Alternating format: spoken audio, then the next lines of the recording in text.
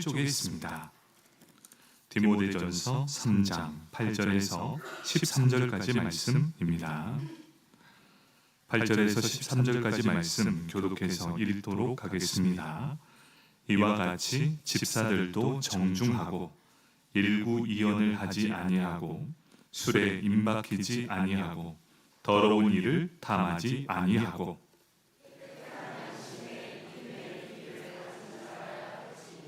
이에 이 사람들을 먼저 시험하여 보고 그 후에 책망할 것이 없으면 집사의 직분을 맡게 할 것이요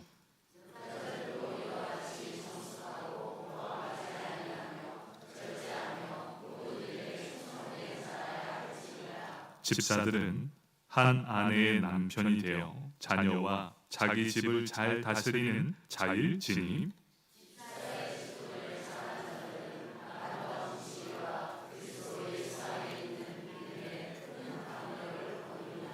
아멘.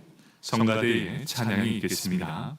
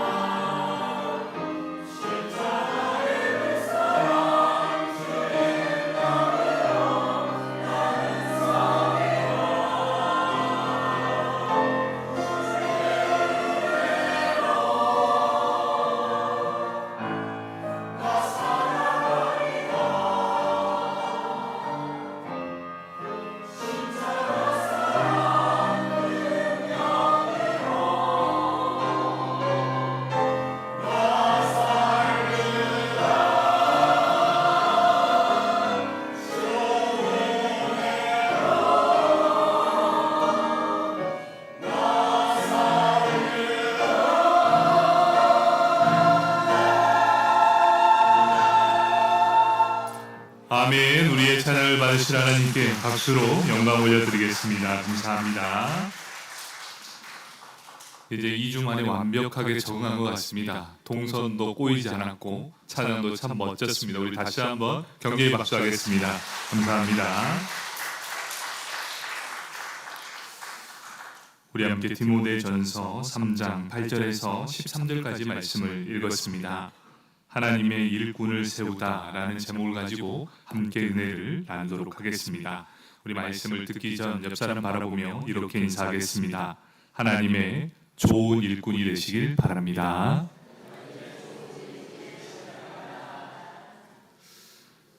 우리는 예수를 믿는 그 순간부터 하나님의 일꾼이 되는데 일꾼에도 종류가 있답니다. 좋은 일꾼이 있고 나쁜 일꾼이 있답니다.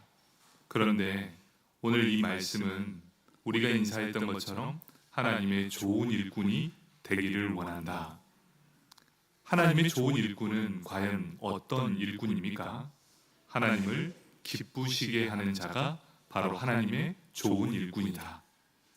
어떤 사람이 하나님을 기쁘시게 할 수 있습니까? 하나님의 마음을 시원케 하는 사람이 바로 하나님의 좋은 일꾼이 된다는 겁니다. 이곳에서 예배드리는 모든 성도 여러분, 우리는 하나님의 일꾼들입니다. 그 중에서도 좋은 일꾼들이라는 것이지요. 우리 모든 성도님들이 하나님께 칭찬받으며 인정받는 좋은 일꾼 되시길 축복합니다. 아멘. 우리가 오늘 읽었던 말씀은 디모데 전서입니다. 디모데 전서와 후서는 바울이 영적 아들 디모데에게 쓴 서신서입니다. 우리가 지난 주간 살펴보았던 영적 아들 디모데, 바로 그 디모데에게 쓴 편지. 그런데 이 쓰는 시기가 언제였는가? 디모데 후서는 바울이 순교하기 바로 직전에 쓴 마지막 편지라는 것입니다. 결국 이 말씀은 어떤 의미입니까? 바울이 지금 써내려가는 디모데 전서와 디모데 후서는 영적 아들 디모데에게 내 생명이 다 끝나갈 때쯤 이제 너에게 남길 마지막 유언과 같은 말씀을 써내려가는 내용이 바로 디모데 전서와 후서라는 겁니다. 그런데 그 내용의 대부분을 차지하는 것이 어떤 것이냐? 그 내용은 이것입니다. 교회를 건강하게 세우기 위해서는 하나님의 좋은 일꾼들을 세워야 한다라는 명령을 남기고 있다는 겁니다. 많은 이야기를 남길 수 있었습니다. 바울이 그토록 사랑했던 영적인 아들 디모데에게 마지막 생명이 다하는 그 순간에 걱정했던 것이 무엇입니까?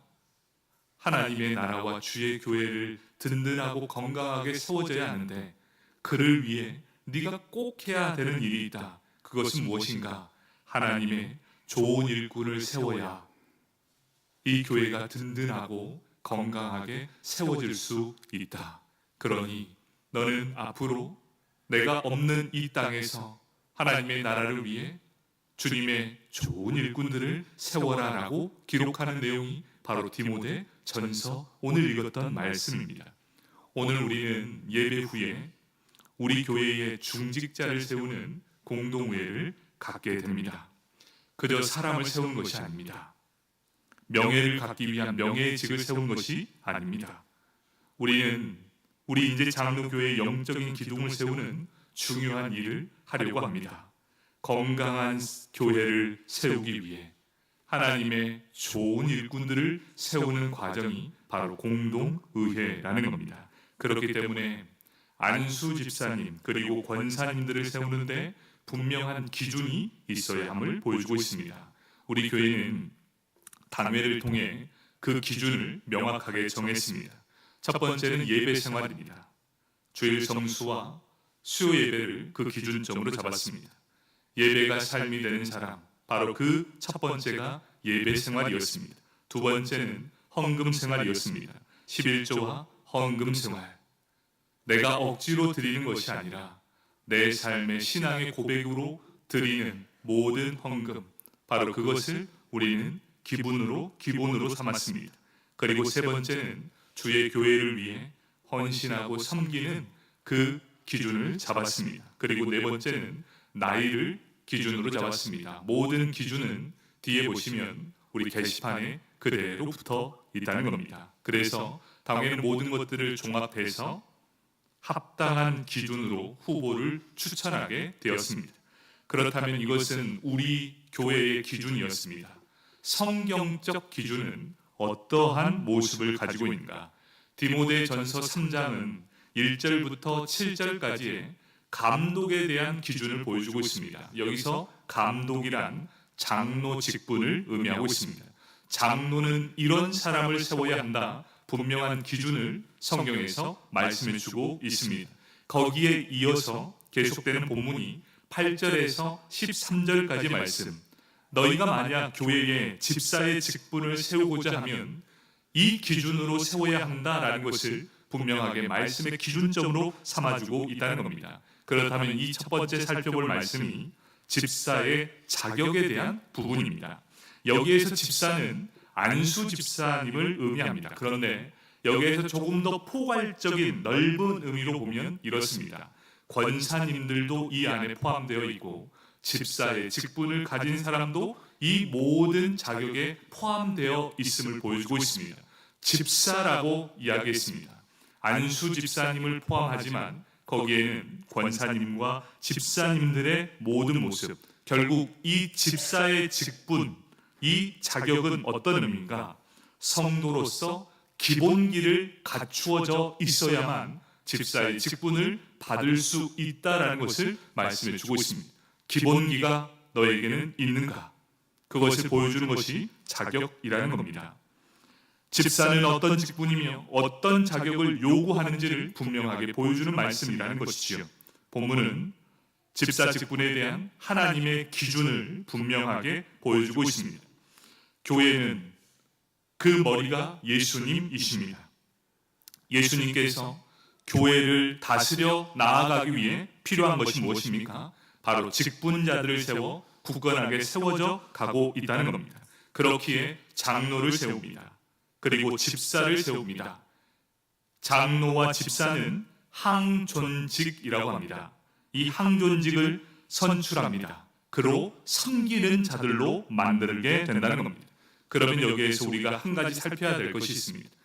우리는 직분자로서 섬기는 자로 이 자리에 있습니다. 과연 우리는 누구를 섬기는 자들인가? 우리는 이 기준이 명확해야 합니다. 사람을 섬기는 자들인가? 하나님을 섬기는 자들인가? 우리 직분자들은요, 사람을 섬기는 자가 아니라 하나님을 섬기는 자가 되어야 한다는 겁니다. 하나님을 섬기는 자로서 무엇을 해야 되느냐? 하나님의 뜻이 어디에 있는가를 가장 먼저 캐치하는 사람이 바로 직분자들이라는 겁니다. 그렇기 때문에 직분자가 되기 위해서는 우리는 하나님을 섬기는 자이다. 그렇다면 무엇보다 성경에 드러난 하나님의 뜻을 밝히 알아서 하나님의 뜻을 따라 교회를 섬길 줄 알아야 한다. 그렇다는 건 무엇입니까?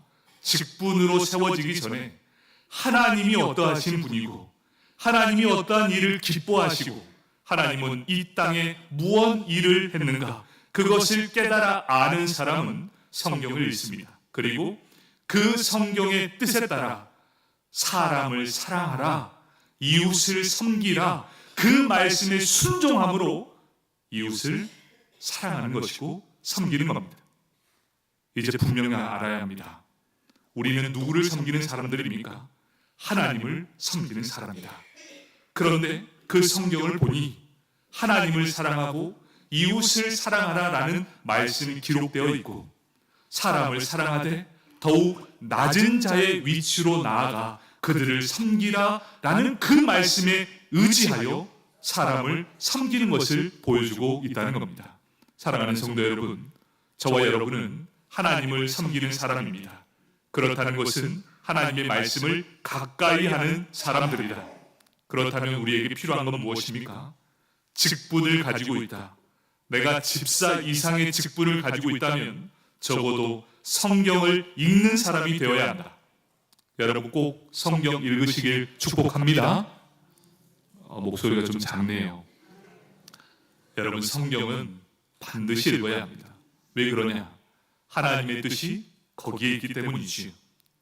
하나님의 뜻이 거기 있는데 그것을 알지 못한 채 신앙생활을 한다. 그것은 잘못된 신앙생활이다. 예, 다시 한번 묻겠습니다. 여러분, 이제부터 직분을 가졌다면 적어도 1년에 1독은 꼭 읽으시길 축복합니다. 아멘. 우리는 여기서 항존직이라는 이 단어를 보게 됩니다. 한자로 표현하면 이렇습니다.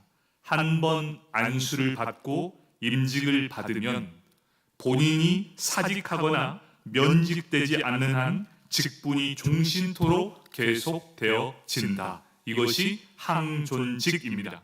목사, 장로, 안수집사, 권사는 바로 항존직이 되게 된다는 겁니다. 그래서 항존직은 종신직이고 또 우리는 그것을 무엇이라 합니까? 중직자라고 말하고 있다는 겁니다. 그래서 저는 여러분에게 임직자라고 하지 않습니다. 중직자라는 표현을 계속해서 쓰게 되는 것이지요. 왜 중직이라고 합니까? 그 직분과 그 사명과 책임이 크고 무겁기 때문입니다. 한 번 받으면 영원토록 지속적으로 내가 사면하거나 내가 그것을 물르지 않는 이상 한 번 선택받고 안수를 받는 순간 계속해서 나는 주의 나라와 주의 교회를 위해 힘써야 함을 말하는 바로 그것을 중직이라고 하기 때문입니다. 종신직이고 중직자라고 말하고 있다는 겁니다. 여러분, 이런 항존직, 천사도 흠모할 만한 귀한 하나님의 직분이며 일꾼임을 다시 한번 말씀해 주고 있습니다. 그래서 우리는 이 직분을 받을 때 개인적으로는 말할 수 없는 명예가 되고 감사가 됩니다. 그리고 교회에는 하나님의 귀한 일꾼들이 되게 된다는 겁니다. 그래서 이 디모데전서 3장 13절에 무엇이라 말씀하고 있습니까? 우리 한번 디모데전서 3장 13절 말씀을 함께 한 목소리로 읽도록 하겠습니다.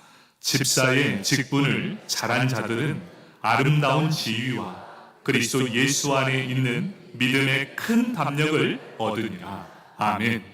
분명하게 기록하고 있습니다.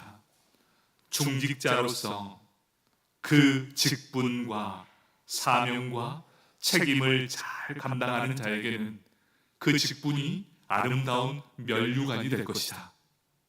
참 그 사람 권사로서 귀한 직분을 잘 감당했지. 아, 그 사람 안수 집사님으로 그 직분을 참 잘 감당했지. 아, 그 사람 장로로서 직분을 참 잘 감당했지. 아, 저 사람 목사로서의 직분을 참 잘 감당했지. 그래서 우리에게 소중한 게 무엇인 줄 아십니까? 임직을 하는 그 순간보다 은퇴하는 그 순간이 더 큰 영광의 면류관이 되어야 한다. 언제 그 사람의 진가가 드러나게 됩니까? 그 사람이 은퇴할 때 모든 사람은 알게 됩니다. 그래서 오늘 이 본문도 이렇게 기록합니다. 집사의 직분을 잘 감당하는 자에게는 아름다운 지위가 있을 것이고 예수 그리스도 안에서 믿음의 큰 담력을 허락해 줄 것이다. 여러분, 우리가 지금 직분을 가지고 있다면 지금은 아무런 효과가 없겠지만 나중에 여러분이 은퇴를 할 그때에 과연 그 직분을 잘 감당한 자들의 얼마나 많은 큰 영광이 쏟아져 올 건지 많은 사람들에게 영광의 면류관을 받게 될 것이고 하나님이 참으로 기뻐하시는 아름다운 직분이 될 것이다. 임직도 소중하지만 우리의 아름다운 은퇴는 더 귀한 은혜가 있을 것이다. 하나님은 그걸 기대하고 있는 거예요. 우리에게도 이 중직자, 항존직, 종신직이라는 직분은 우리에게 거룩한 부담감으로 다가와야 함을 보여주고 있다는 겁니다. 그러면서 먼저 집사는 성경에 드러난 주님의 뜻을 밝히 알아야 함을 말씀해 주고 있다는 겁니다.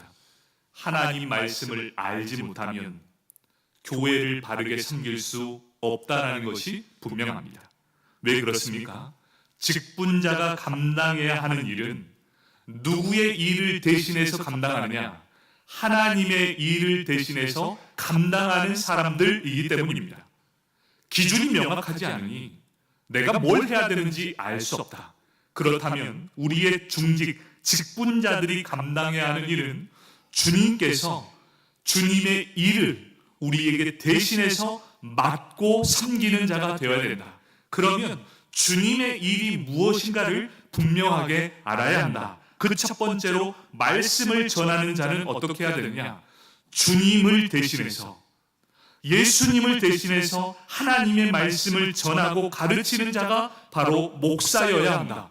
그러니 주님의 말씀이 무엇인지를 모른 채 하나님의 말씀을 전하게 되면 그것은 사이비와 이단이 되는 거다. 그래서 우리는 말씀을 가까이 해야 된다. 그것을 대신해서 가르치는 자가 목사이기 때문입니다. 예수님을 대신해서 양떼를 다스리고 돌보는 자들이 바로 장로입니다.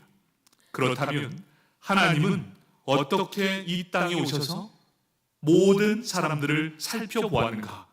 그것은 어디를 봐야 합니까? 성경을 봐야 하고, 그리고 하나님의 마음을 품어야 한다. 하나님은 어떻게 세상을 사랑하셨고 또 이 세상에 오셔서 어떠한 삶을 살아가야 되는지, 살았었는지 어디서 볼 수 있습니까? 성경 안에서 볼 수 있다. 그래서 예수님을 대신하여 양떼를 돌보고 다스리는 일들을 바로 장로님들이 감당하게 된다. 그리고 예수님을 대신하여 교회의 양떼를 돌보며 곰핍한 자들, 어려운 성도님들은 없는지 보살피고 살피고 돕는 역할을 하는 사람들이 바로 안수 집사님, 권사님들이라는 것을 보여주고 있다는 겁니다. 예수님께서 어떻게 다스려 주었는지, 예수님을 대신하여 양떼를 돌보는 자, 그리고 어려움을 당하는 자들을 위해 기도하는 자, 그리고 재정을 살피는 자, 그 사람들이 바로 안수 집사, 권사라는 것을 보여주고 있습니다. 결국 어떤 의미입니까?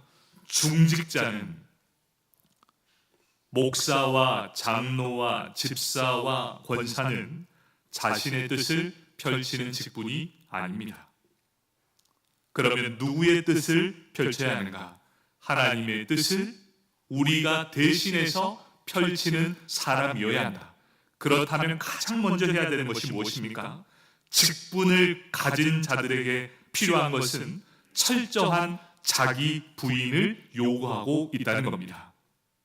그렇기 때문에 중직자들에게 가장 먼저 원하시는 것은 내가 죽고 예수로 사는 사람을 하나님은 원하고 계시다는 것. 결국 우리가 해야 되는 것이 무엇입니까? 내 안의 모든 욕심, 내가 가지고 있는 모든 잘못된 습관들은 다 걷어내고 하나님의 뜻으로 새로운 사람이 되어야만 하나님의 뜻을 대신해서 할 수 있음을 보여주고 있다는 겁니다. 그렇다면 정상적인 목사, 정상적인 장로, 정상적인 집사님들이 주님의 뜻을 구하고 그 뜻을 최우선으로 두게 될 때 그 교회는 어떻게 되겠습니까? 평안함이 유지될 것이고 하나님이 기뻐하시는 하나님의 뜻을 펼쳐지는 놀라운 역사가 일어나게 될 것입니다. 바로 그 교회가 초대교회의 역사가 일어나게 되는 것이지요.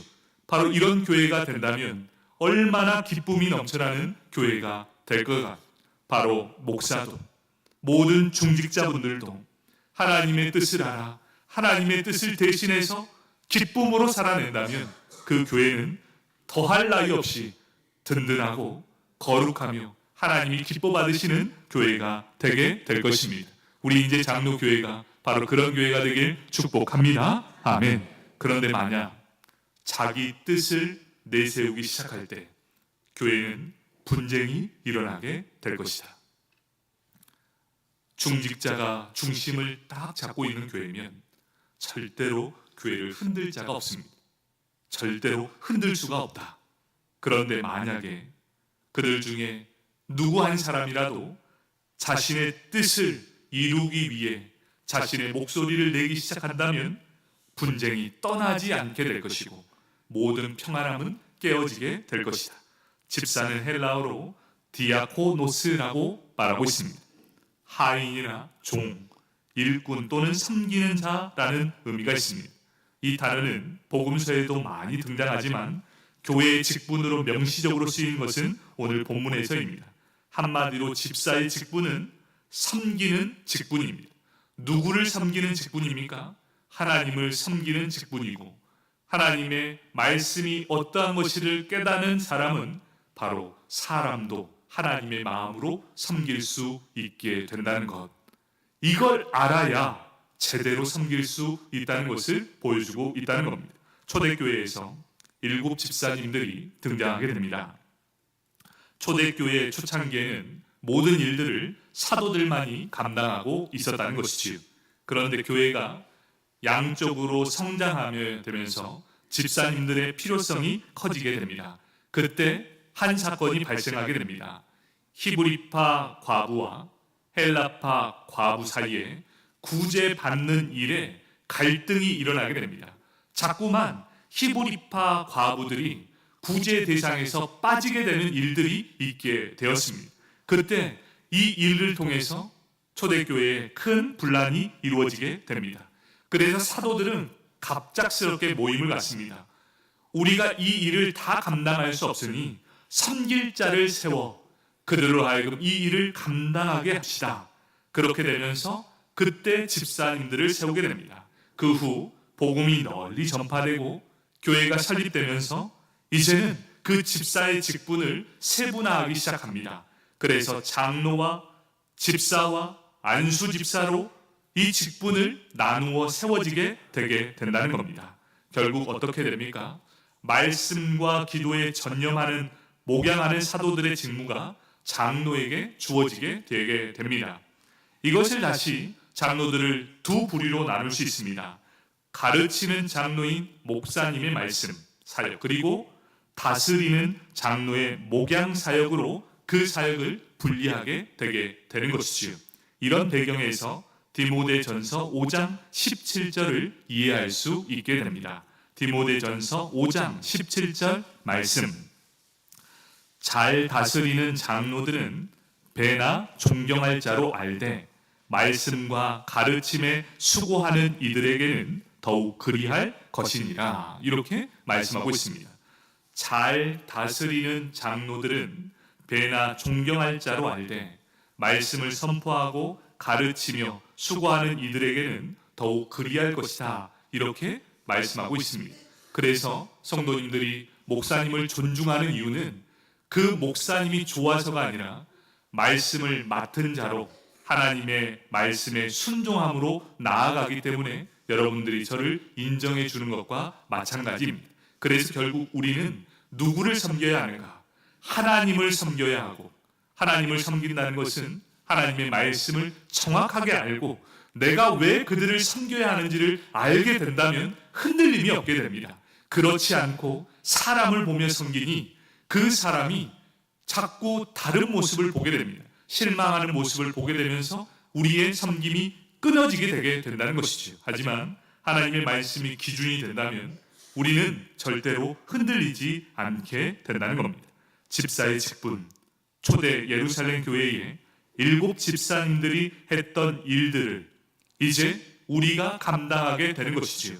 무슨 일을 감당했습니까? 구제와 행정적인 일을 감당하게 되었다. 그렇기 때문에 오늘날 안수 집사님들의 직무가 무엇인가 분명하게 알아야 합니다. 오늘날 그러면 집사의 직분, 안수 집사님은 무엇을 해야 하는가? 구제와 행정적인 일, 그리고 재정적인 일을 감당해야 한다. 바로 이것이 우리 집사의 직분의 직무, 성경에 드러난 집사의 직무라는 겁니다. 그러면 이제 우리가 우리 교회의 기준점을 보여줬고 성경에 나타난 기준을 보여줬습니다. 그러면 우리 교단에서 헌법이 정한 집사의 규정은 어떻습니까? 제1조 집사직. 집사직은 목사와 장로직과 구별되어 직분이나 무흠한 남교인으로 그 지교의 교인들의 택함을 받고 목사에게 안수 인직을 받은 교회 항존직이다. 제2조 집사의 자격. 집사는 선한 명예와 진실한 믿음과 지혜와 분별력이 있어 존숭을 받고 행위가 복음에 합당하며 그 생활이 다른 사람의 모범이 될 만한 중에 선택한다. 봉사의 의무는 일반 신자의 마땅히 행할 본분인즉 집사된 자는 더욱 그러하다. 제3조 집사의 직무. 집사의 직무는 목사, 장로와 합력하여 빈핍, 공핍한 자를 권고하며 환자와 갇힌 자와 과부와 고아와 모든 환난 당한 자들을 위문하되 당회 감독 아래에서 행하며 교회에 수금한 구제비와 일반 재정을 수납 지출한다. 바로 이것이 집사의 직무라는 겁니다. 그렇다면 이제까지 이런 직무를 알았습니다. 그러면 집사 직분을 특징하는 내용은 과연 무엇입니까? 오늘 본문을 통해 한번 살펴보도록 하겠습니다. 그 첫 번째 특징은 일구이연하지 않는다라는 것입니다. 디모데전서 3장 8절 말씀, 우리 이 말씀 한 목소리로 읽도록 하겠습니다. 이와 같이 집사들도 정중하고 일구이연하지 아니하고 술에 임박히지 아니하고 더러운 일을 탐하지 아니하고. 아멘. 성경에서는 중요한 것들을 가장 앞에 놓습니다. 그리고 중요도를 그렇게 표현하고 있다는 겁니다. 어떤 의미입니까? 그 사람은 정중하고 일구이연하지 않는다. 11절의 말씀을 보면 정숙하고 모함하지 않고 모든 일에 충성됨을 보여줍니다. 공통적인 자질을 가지고 있는데 그것이 무엇입니까? 집사 직분은 사람들을 구체적으로 섬기는 직분이기에 가장 중요한 입이 무거워야 한다라는 것을 말씀해 주고 있습니다. 어떤 것을 말씀하고 있습니까? 11절 말씀에 보니 이렇게 말씀하고 있습니다. 여자들도 이와 같이 정숙하고 모함하지 아니하며 절제하며 모든 일에 충성된 자라야 할지니라. 이렇게 말씀하고 있습니다. 결국 이 말씀이 어떤 의미입니까? 중직이 되면, 집사 직분을 갖게 되면 입이 무거워야 한다. 다른 거 말하지 않습니다. 입이 무거워라. 이 말씀이 어떤 의미지? 네가 다른 사람들로부터 어떠한 말을 들었더라도 그 말을 다른 사람에게 옮기지 말라. 2000년 전에 왜 이런 말을 했을까요? 그때도 말로 인해 상처를 받는 성도들이 참으로 많았기 때문입니다.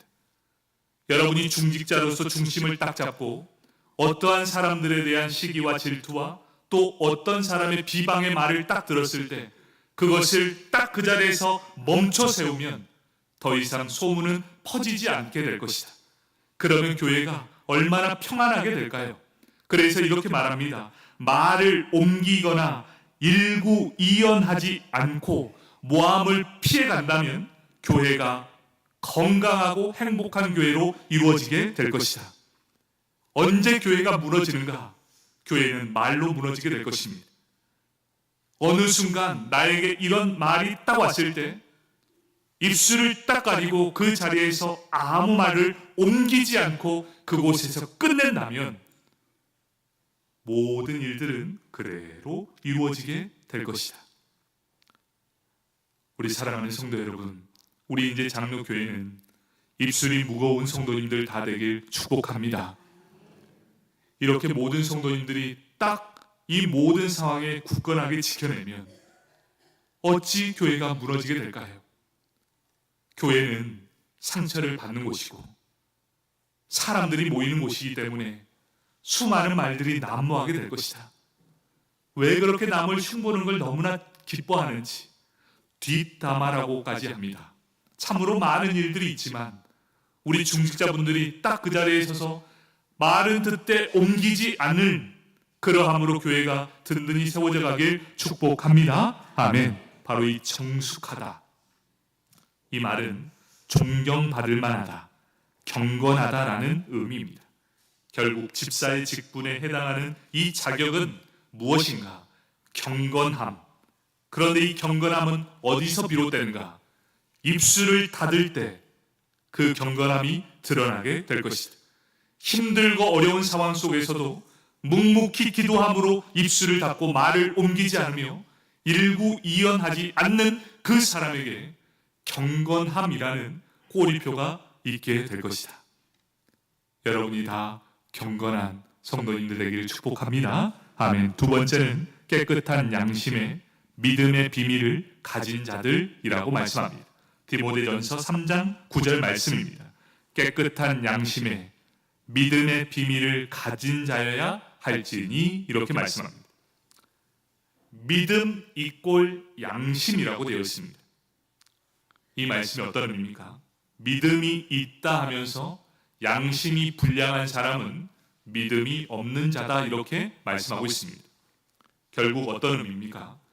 믿음이 있다라는 성도가 거짓을 행하거나 잘못된 행동을 하고 있다면 그는 이꼴 무엇인가? 믿음이 없다입니다. 믿음과 양심은 동일하게 진행되고 있다. 나는 믿음이 좋다라고 하면서 거짓을 일삼는다 하면 사람도 알지만 하나님은 그것을 더 잘 알고 있다. 왜 그렇습니까? 양심은 믿음을 담는 그릇이기 때문이다 라고 말씀하고 있다는 겁니다. 깨끗한 양심이 아니면 참된 믿음을 담을 수 없다. 내가 바로 이러한 양심을 가지고 있는데 아무리 좋은 믿음을 담아도 결국 내 삶과 행실을 통해서 믿음이 그대로 드러날 수밖에 없다. 내 양심이 이미 털이 났는데 그 털난 양심에 아무리 좋은 믿음을 담아도 결국 그것은 믿음 없음을 나타내는 것밖에 되지 않는다. 여러분, 결국 어떠한 인생입니까?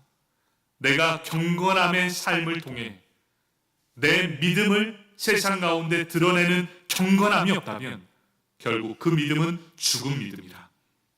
여러분에게 필요한 것은 바로 이러한 양심을 가지고 있어야 한다는 것을 보여주고 있습니다. 그러면 권사의 직분의 성경적 근거는 무엇입니까? 성경에서는 권사의 직분을 찾아볼 수 없습니다.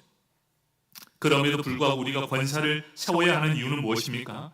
우리에게는 총회 헌법이 있기 때문입니다. 총회 헌법은 어떻게 권사를 규정하고 있습니까? 교회 헌법 4권, 정치편 3장, 교회 직원 3조, 교회의 임시 직원 3항 권사. 이 권사의 직분과 권한에 대해서 이렇게 말씀하고 있습니다. 권사는 당회의 지도 아래 교인을 방문하되 병 환자와 환난을 당하는 자와 특히 믿음이 연약한 교일들을 돌보아 권면하는 자로 재직회 회원이 된다. 여러분, 모든 교회에는 조직이 있고 질서가 있습니다. 안수 집사님들도 마찬가지고 권사님들도 무엇의 지도 아래라고 되어 있냐? 당회의 지도 아래 움직이게 된다라고 말씀하고 있습니다. 교회는 하나의 유기체적으로 움직여야 합니다. 당회가 중심을 잡고 그 다음 안수 집사님과 권사가 당회의 이 지도 아래 모든 성도를 살피게 된다라는 것을 분명하게 알려주고 있다는 겁니다. 바로 이 직분이 성경에 명시되어 있지 않기 때문에 교회 헌법은 권사는 안수 없는 종신 직원으로 한다. 그래서 임시직이 됩니다. 하지만 우리는 그것을 항존직으로 관리하고 있게 된다는 겁니다. 합동교단, 비록 성경에 명시된 직분은 아니지만 권사의 직분은 집사의 직분과 함께 교인들의 처지를 돌봄으로 온 교회의 사랑과 위로와 모든 풍성함에 함께 힘쓰는 귀한 직분이 된다는 겁니다. 오늘 우리는 이제 예배 후에 인제 장로교회에 안수 집사님과 권사를 세우게 됩니다. 무엇보다 세워지는 사람은 말씀을 가까이 하는 사람이 세워지길 원하고 또 경건한 집사님, 경건한 권사님들이 여러분의 손에 택함을 받아 세워지게 될 것입니다. 그러함으로 우리 교회가 더욱더 하나님이 기뻐하시는 하나님의 일꾼들이 세워져 건강하고 사랑이 넘치는 우리 인제 장로교회가 되길 축복합니다. 아멘 기도하겠습니다.